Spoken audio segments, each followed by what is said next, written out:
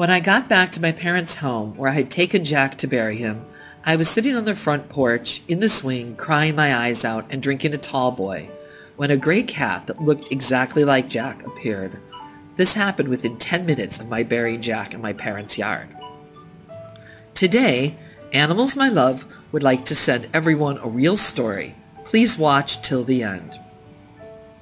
For 14 years, from 1978 to 1991, I had a beautiful, sensitive, and intelligent silver-gray, long-haired cat that I named Jackson Gray. I got him as a kitten from a stray mom cat named Dolores. Through various life circumstances, he stuck beside me no matter how foolish I was, and toward the end of his life, although I did not know we were reaching the end of his life, we lived in a variety of pretty bad situations. I'd finally got us out of the last bad situation, and we moved into a rickety old house in a bad neighborhood full of drug dealers. It was all I could afford. We were, or I was, quickly robbed. I was awoken by a robber disconnecting the VCR in my living room. I had thought that the sound that woke me was Jack moving around on the porch, but instead I woke up and walked in on a burglar. I managed to mumble, "Get out of here," and luckily he did. He took the VCR and jumped out the window. No one was hurt. Nothing was ever recovered. I had bought the VCR at the neighborhood pawn shop, and to this day, I think it was an inside job. I was unable to make myself and Jack stay in the house alone after the robbery, and I spent several weeks with a friend who kindly let me and Jack use a bedroom in her home. Poor Jack. He spent a lot of time in his cat carrier, being moved around in my old car from one bad choice to another. Then, just as things looked like they might be stabilizing, Jack began to fail. I took him to the vet, where he was found to be very anemic and in liver failure. It was March 14th, 1991. The vet who was there that day was a temporary stand-in vet who was very callous and told me there was nothing to be done and that Jack had to be put to sleep. He would not let me stay with Jack at the end. So that happened. Jack's pain ended and my world just collapsed. When I got back to my parents' home, where I had taken Jack to bury him, I was sitting on their front porch in the swing, crying my eyes out and drinking a tall boy, when a gray cat that looked exactly like Jack appeared. This happened within less than 10 minutes of my burying Jack in my parents' yard. The new gray cat was a tomcat, a fighting tom. Jack was neutered, who bore the scars of many battles, a battered cauliflower-type ear, and deep slashes on his front legs, but a sweet, wide dish face. Even though he was clearly a warrior and a stray, he was not at all afraid of me and approached me and let me stroke him. He let me get close over the next few months, and I got in the habit of going by my parents' house after work each evening and feeding and petting him every night. We reached the point where he allowed me to clean his awful fight wounds with peroxide and neosporin. I named him Lauren Gray, after Lauren Green from Bonanza and after my Jackson Gray. Lauren was long-haired just like Jack, and as an outdoor stray cat he suffered from the heat in the Florida summer. He used to let me pour ice water on him and work it into his coat down to his skin with my fingers.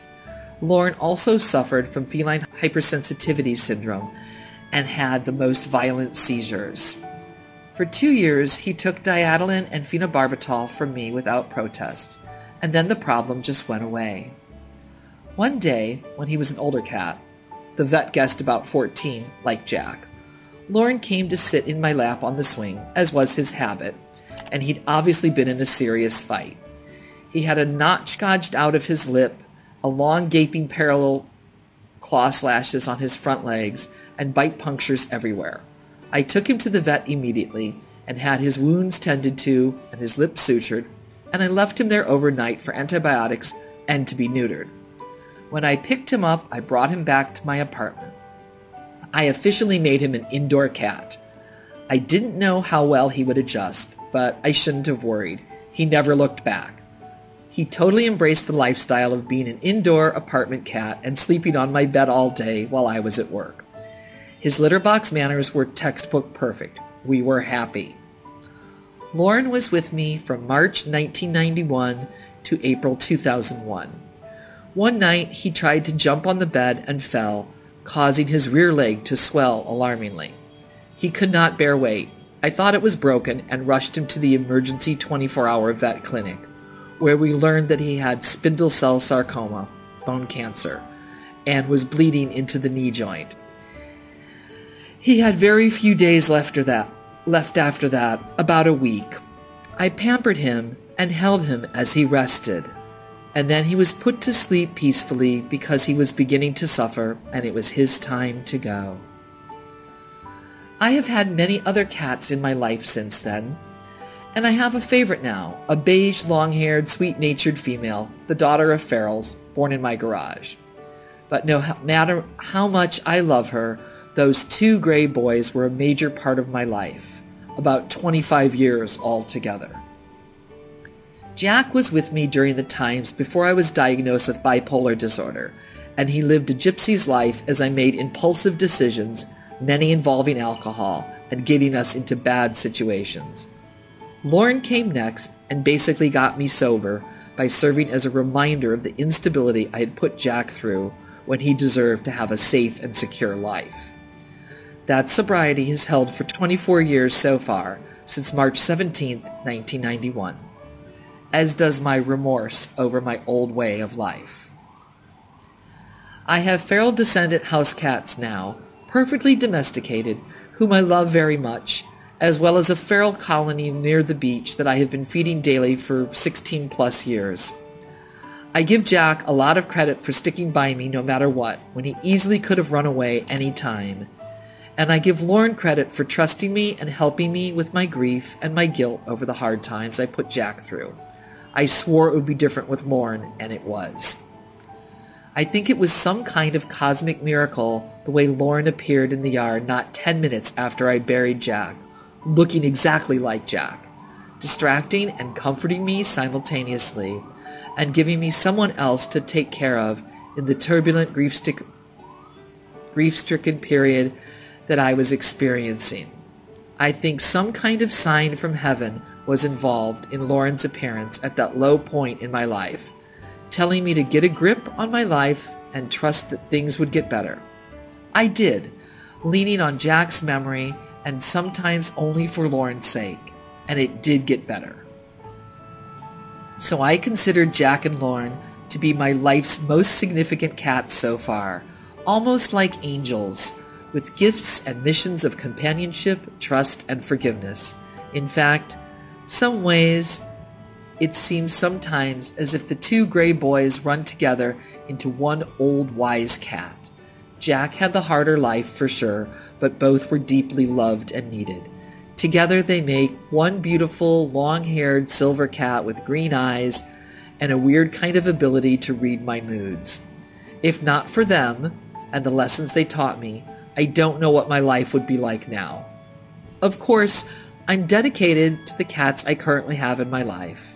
But the anniversary of Lauren's death was just this month, April 3rd, 2001, and so he's been on my mind a lot lately. I know I will see both Lauren and Jack again one day, and so many other cats who have passed through my life, leaving their affection and lessons behind. Someday we will all be reunited in the afterlife. This is something in which I firmly believe. I am sure all of our cats are waiting for us in heaven, because without our cats, heaven would not be heaven. No, it won't be all good times then. No, it will be all good times then. No one will have to worry about anything anymore. The moral of the story: don't write off strays. You never know why you are meeting a stray cat, and you should always be kind to them, because they don't have it easy, and they may be there because they have a role to play in your life. And Animals My Love always wants to spread animal love to the whole world and find stories about animals needing help and rescue. So if you have any, please send them to us at our email, animalsmylove999@gmail.com. Many thanks, bye, and see you later.